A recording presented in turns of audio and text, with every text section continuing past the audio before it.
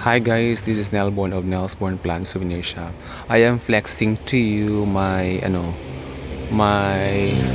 succulents.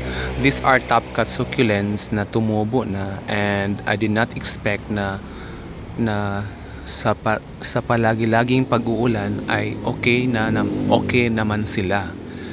And I think nag-acclimatize sila or nag-adjust sila sa ulan. And palagi sa naulanan dito pero okay silang lahat. Walang namatay, walang nabubulok. And aside from that, nandito rin yung golden cardboard ko na mayroon ng ito bulaklak, and I hope magbunga siya. Mag-bear siya ng fruits for propagations.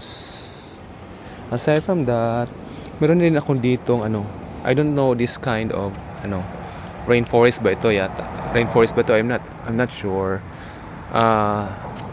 Last time, mayroon siyang bunga dito. Kinuha ko yung mga bungang hinog, tapos nilagay ko dito. And, tadang! Tumubo sila. At ang dami pa nila.